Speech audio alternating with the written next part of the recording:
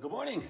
Bob and others interested in seeing the underside of the car. It is pouring rain again here in Northern California, but let me see if I can show you here the underside real quick. I had to jack the car up in here inside the dry garage. The iPhone doesn't have a huge wide angle, so I'm just trying to give you a pretty good look. The floor pans look good. The reason they look a bit white, there is some overspray on the underside. The car was painted white. Usual things one would expect to find under here. The LCB header, the RC40 exhaust system.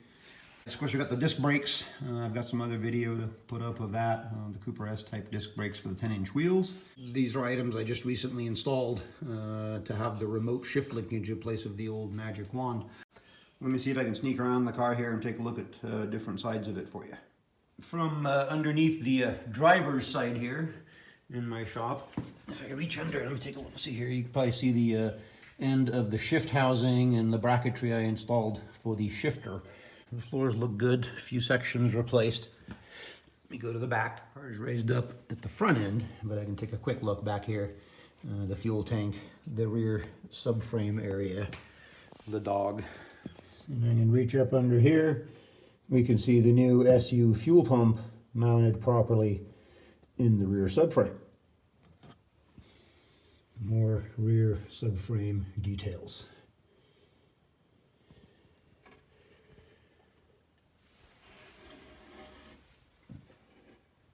And from the passenger side, the underside of the car, the exhaust system and such. And again, the dog. You had asked about the rear door, and what I suspect is going on. Yeah, this latch is not going as high as it should. It's really nicely done. These unusual little, I remember those from when I was a little kid, we had one of these cars in my family.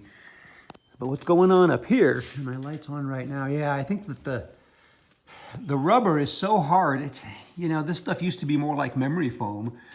And this isn't the bad side, but you can see, I think what's going on is we're not engaging the hole. I think we're just sort of closing it right here and not fully engaging it. So I'll see what I can do. I looked at this briefly, but yeah, you can see this rubber is pretty stout here. Very hard. The factory stuff would be more squishy so that it would take the shape as you closed it. You know, I have the same problem, this Cooper S, this trunk. I mean, I put this together more than 10 years ago. But this seal here, the replacement, I mean, it feels pretty soft, but it's way, way harder than what was available originally. And there's nothing you can do about some of that kind of stuff. I mean, this stuff is made in countries with rules about rubber and things that it is what it is. It's what we can get. It's just not the same, and it causes issues like this. I'll see what I can do. I'll try to adjust this and maybe trim this little piece out of the way here. I don't think we're going to miss it. There were a few clips in the video of the interior and dash. Let me see if I can do a little bit of a closer look here. Pardon the camera's light, but we can see water temperature, oil pressure, a little tachometer over here, tastefully done, along with the original speedo. I believe one of these, this one turns on the auxiliary electric fan, and the other one's for the heater. I may have them backwards. They've mentioned the boom matting, the sound deadening material. Let's have a quick look under the passenger seat. Of course, the battery area here. Hand out of the way. You can see that everywhere where it can add insulation or sound deadening, it's installed throughout. Under the carpeting under here. I showed briefly the area of the shift linkage. And we've got the usual carpet and the padding, and then this boom mat material installed throughout the flooring to insulate.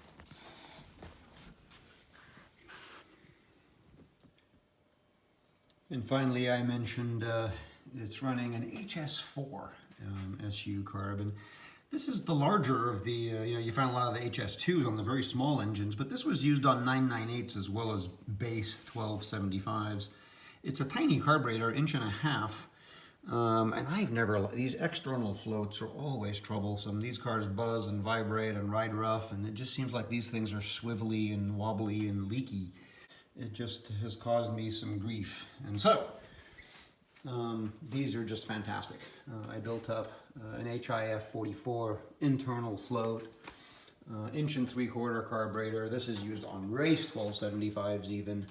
Really doesn't suffer any performance even when compared to something like a 45 DCOE Weber, and it's far friendlier on the street and is going to get you much better mileage than the Weber setup.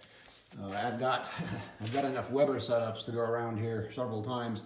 I like running 40s on a 1275, but they're harder to find. I do have 2 or 3 of them. Of course, 2 of them are installed on another of my engines.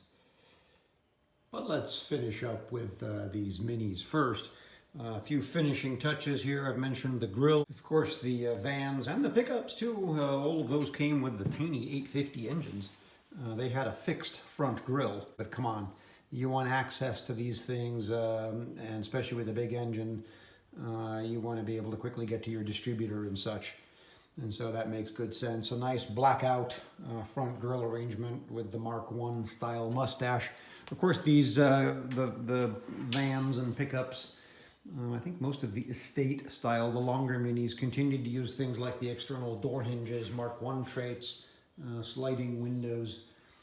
There we are. Anything else anyone likes to see, you know, I'm easy to get a hold of, and I'm happy to show you in detail anything you're interested in.